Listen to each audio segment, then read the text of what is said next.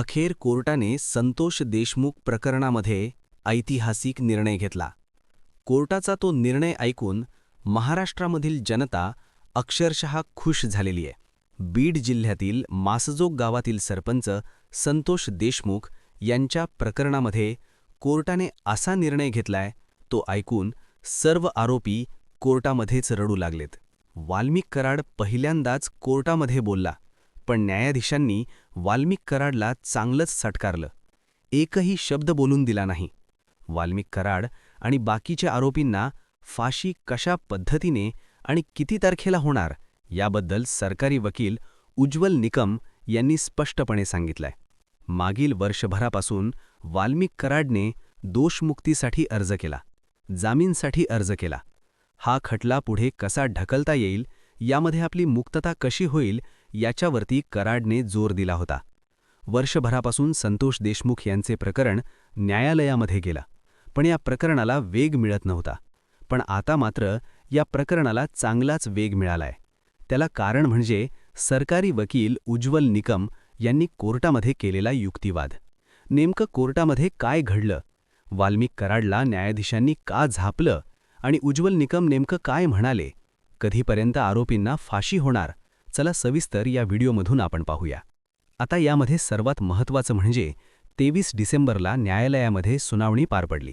त्यावेळेस कोर्टामध्ये बराच वाद झाला होता.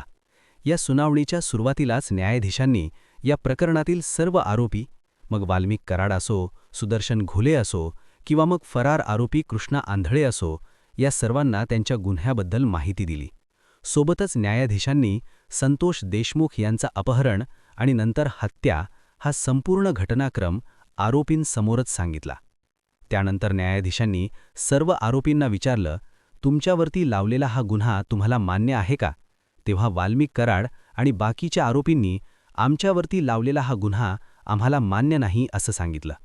त्यावेळेस वाल्मिक कराड भर कोर्टामध्ये म्हणाला, मला बोलायचं आहे, मला काहीतरी सांगायचं आहे, मला बोलण्याची संधी दिली जावी. पण यावरती न्यायाधीशांनी वाल्मिक कराडला चांगलंच फटकारलं.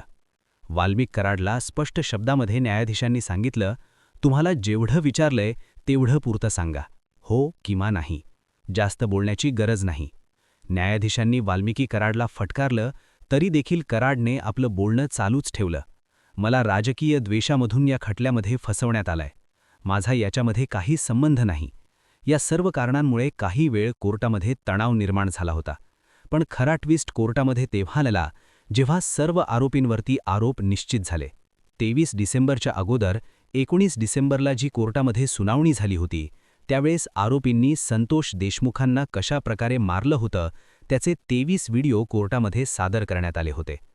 ते व्हिडिओ न्यायाधीशांनी पाहिलेसुद्धा होते. त्या 23 व्हिडिओच्या आधारे आणि बाकीच्या मिळालेल्या पुराव्याच्या आधारे आरोपींवरती खटला चालवण्यात यावा असा युक्तिवाद सरकारी वकील उज्ज्वल निकम यांनी केला. त्या आधारावरती न्यायालयाने संतोष देशमुख प्रकरणामधील अटकेमध्ये असलेले 7 आरोपी आणि फरार असलेला आरोपी कृष्णा आंधळे यांच्यावरती आरोप निश्चित केले. म्हणजेच की सर्व आरोपींनी हा गुन्हा केलेला आहे आणि त्याच्याबद्दल भक्कम पुरावे मिळालेले आहेत. त्या सर्व आरोपींनी कट करून संगणमताने खून केला, खंडणी मागवली, जातीवाचक शिवीगाळ केली आणि या प्रकरणामधील पुरावे नष्ट केले, असे आरोप अटकेमध्ये असलेल्या प्रत्येक आरोपीवरती निश्चित झाले. पण आता या सर्व आरोपींना फाशीच होणार हे कशावरून? कारण की याबद्दल सरकारी वकील उज्ज्वल निकम यांनी स्पष्टपणे सांगितलेलं आहे. सर्व आरोपींवरती आरोप निश्चित झाल्यामुळे सर्वात मोठी अडचण झाली आहे ती वाल्मिकी कराडची. वाल्मिक कराड पहिल्यापासून या खटल्यामध्ये आपला काही सहभाग नाही, आपल्याला जाणून बुजून फसवलं जातंय असा दावा कराड त्याच्या वकिलांमार्फत करत होता. त्यासाठी वाल्मिक कराडने अनेक वेळा दोषमुक्ती आणि जामीनसाठी अर्ज देखील केले होते. पण कराडसाठी केलेले सर्व अर्ज कोर्टाने फेटाळून लावले होते. यामध्ये सर्वात धक्कादायक म्हणजे वाल्मिक कराडवरती आरोप निश्चित झालेत. वाल्मिक कराडने हा गुन्हा केलाय याबद्दल 23 तारखेला कोर्टामध्ये सुनावणी झाली तरी देखील कराडने दोषमुक्ती अर्ज पुन्हा एकदा केलाय. पण त्याच्या दोषमुक्ती अर्जाला आता काही महत्त्व राहणार नाही, कारण की त्याच्यावरती आरोप निश्चित करताना त्याला मकोकामधील गुन्हेगार म्हणून मानलं गेलंय. अवधा कंपनीला मागवलेली खंडणी, त्यानंतर संतोष देशमुख यांचा अपहरण करून मारहाण करून केलेली हत्या या सर्व कटाचा सूत्रधार आरोपी क्रमांक 1 म्हणजे वाल्मिक कराड असे कोर्टामध्ये ग्राह्य धरण्यात आलं. वाल्मिक कराडच्या वकिलांनी कोर्टामध्ये दावा केला होता, कराडवरती लावलेला मकोका चुकीच्या पद्धतीने लावलेला आहे. कराडला अटक केली तेव्हा त्याची मुख्य कारणं देण्यात आलेली नव्हती. संतोष देशमुखांची हत्या झाली त्यावेळेस वाल्मिक कराड घटनास्थळापासून शेकडो किलोमीटर दूर होता. पण माननीय कोर्टाने कराडच्या वकिलांचा हा युक्तिवाद पूर्णपणे फेटाळून लावला. सरकारी वकील उज्ज्वल निकम यांनी कोर्टामध्ये जी चार्जशीट दाखल केली त्यामध्ये 8ही आरोपींचे लोकेशन, काही चॅटिंग्स आणि कॉल रेकॉर्डिंग्स होते.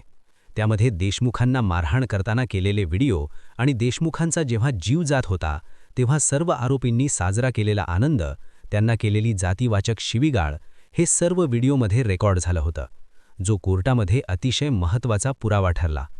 त्या चार्जशीटमध्ये वाल्मिक कराडचे देखील काही कॉल रेकॉर्डिंग सादर करण्यात आलेत. या रेकॉर्डिंगमध्ये स्पष्टपणे वाल्मिक कराडचा आवाज येतोय आणि तो खंडणीविषयी बोलतोय. त्यानंतर मग खंडणी मागण्यामध्ये देशमुख आडवा आला तर त्याला कायमचा आडवा करा असं वाल्मिक कराडने सुदर्शन घोलेला सांगितलं. ते देखील कॉल रेकॉर्डिंग उज्ज्वल निकम यांनी कोर्टामध्ये चार्जशीटमध्ये दाखल केली. या सर्व पुराव्यावरून वाल्मिक कराडच खरा मुख्य सूत्रधार आहे असं निश्चित झालंय. देशमुखांची हत्या कोणत्याही रागामधून झालेली नाही.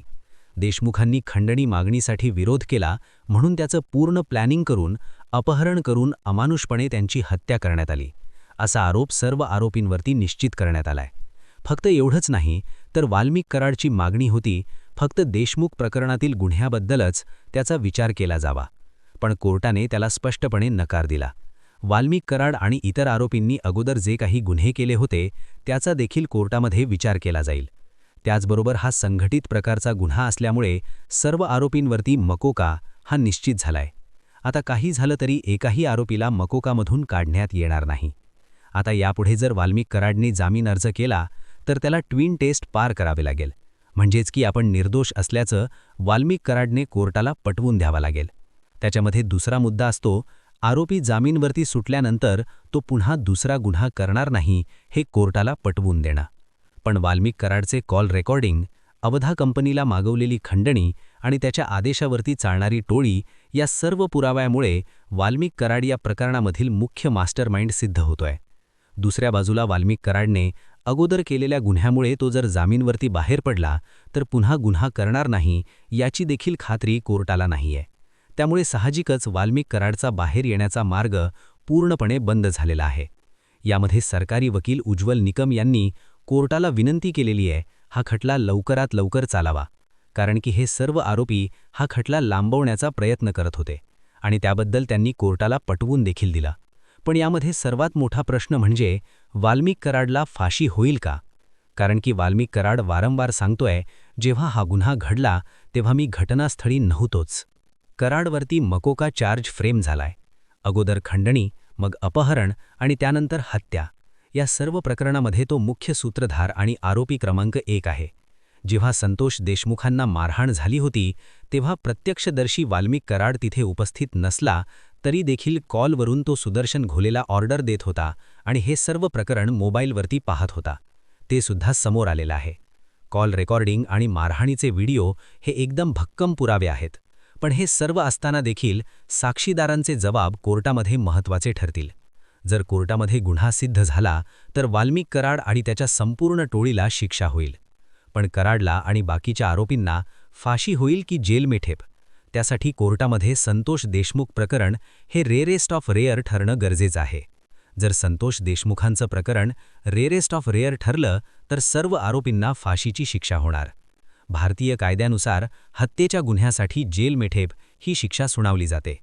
कोणतेही प्रकरण रेरेस्ट ऑफ रेअर ठरवण्यासाठी 3 मुद्द्यांचा विचार केला जातो. केलेला गुन्हा अत्यंत क्रूर आणि अमानुष पद्धतीने झालेला असेल. दुसरा मुद्दा म्हणजे गुन्हेगाराने अत्यंत नीच हेतूने किंवा समाजामधील दुर्बल घटकांवरती हल्ला केलेला असेल. आणि तिसरं म्हणजे गुन्हेगार सुधारण्याची कोणतीही शक्यता नसल्यास.